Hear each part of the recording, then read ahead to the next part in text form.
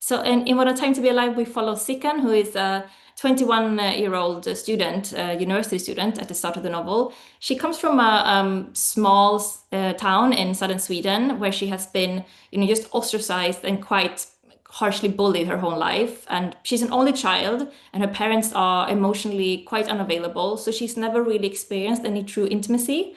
So when she moves from this small town to Stockholm to start university, for the first time, she makes she meets her best friend. She has a romantic relationship for the first time, and we get to see her in like real time experience intimacy for the first time, even though she's already an adult, which I felt was very an exciting time to follow someone in. Abbe is the man she falls in love with, and he's so well adjusted and he's quite popular and he can like walk into any room and feel comfortable. And she has never felt that way because of her background.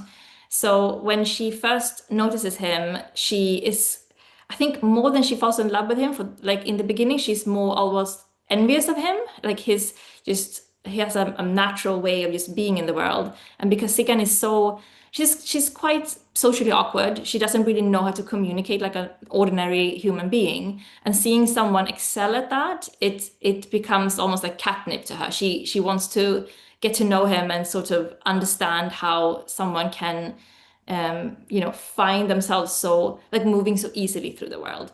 And of course he has his own issues as well, as we will learn, but I think for her, just like she she's so adamant that Stockholm will be a fresh start for her, and she will have all of the sort of normal student experiences. She didn't have a normal childhood, so she's just so dead set on having all the typical university experiences, like the parties, the one night stands, the messy friendships, and sleeping too late, and being awake all night, and those kind of quite typical. She's an offbeat character who wants to be just have a normal life. Like that is, she's almost on a quest to have a normal life.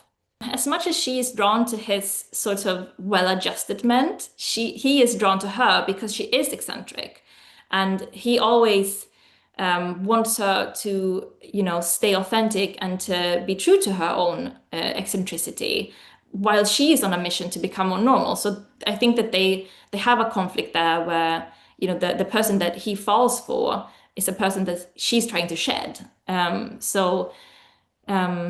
also I think she really wants him to be this well-adjusted person and to be this, happy, carefree person who is just sort of excelling at living, that when he does show her that he has these darker sides and in these darker memories and his own issues, she has a hard time understanding that or accepting it.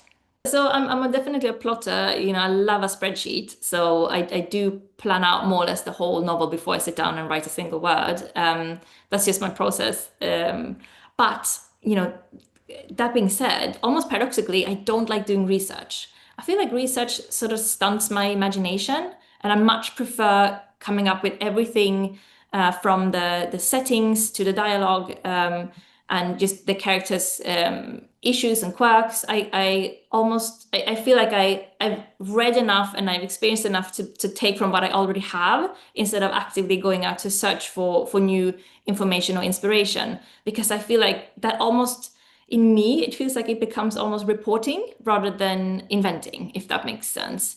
So for me, I drew heavily on my own, Stockholm background. I spent 7 years in Stockholm between the age of, I think, 13 and 20 or something like this. So 14 and 21 maybe. So I like my own formative years were spent in Stockholm. So I could just, for me, it was a lot of nostalgia writing here. Like I could remember, I used to do a night course or like evening course in theater history at Stockholm University. So I could just like, I would mentally walk those like the alleys and the corridors of Stockholm University when I was writing this. But I didn't go back to Stockholm, because I live in London. I didn't travel back to Stockholm for research. Although when I did go back to Stockholm after I finished the first draft, it was a weird experience because I realized that I didn't only have my own memories, walking down the streets of Stockholm. I didn't only have my own memories now. I also have Sickan's memories of Stockholm. Like I would walk around a corner and be like, oh, this is where Sickan did this, or like this is the cafe where they talk about this. So it's almost like having a character's own memories, like just filed right next to my own memories of Stockholm now, which is a very strange experience. I love writing dialogue. I think it's my favorite thing to write because I feel like it's where the characters really show their personality for me. So especially with someone with Sikan who is socially awkward. Like I don't think I've written a single dialogue scene in this book where Sikan doesn't say something like completely abrupt or unexpected to sort of throw the conversation in a new direction, which is just lovely to write. It happens very intuitively. I'm not, sometimes I'm told that I like that my books have humor in them or that they're witty. I never set out to write something humorous or witty. That just happens organically as I'm writing. I'm not one of those authors who will try to make a dialogue be this way or that way. I just sort of almost turn off my own brain and let the characters just speak very honestly and naturally. So it's one of those like alchemy things, isn't it? Like I'm not sure really where it comes from. It's just I think about, knowing your characters so well that dialogue feels like usually just writes itself more or less. I've only written three books to like this is my second book, and then I have written another one that's not it's not published yet.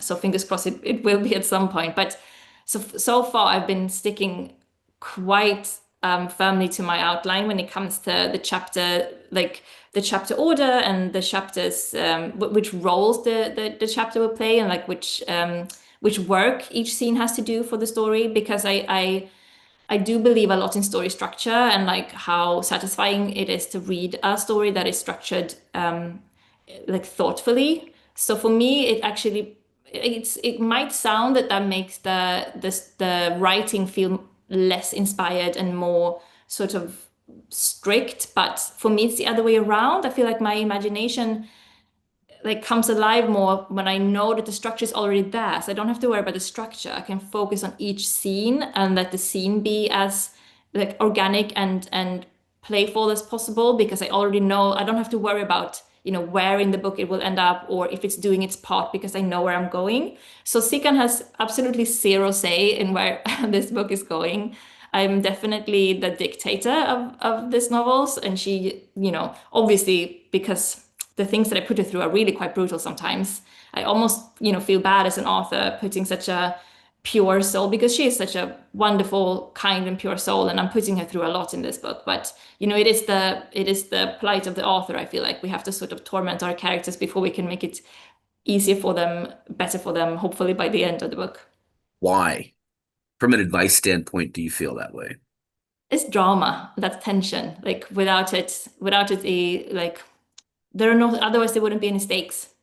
And also life isn't almost always beautiful. And I feel like this is, in all of my novels, and I think probably in all my writing until I have finished writing, I think the the wall that I will be keep hitting my head against is that paradox of like how can the world be so beautiful at the same time as being so atrocious? And I feel like this is something that I as a person and as a writer can't accept. So this is why I feel like I'm always coming back to this conundrum in my novels, trying to sort of not even make sense, but just depict this strange experience of being alive in a world that is so paradoxical.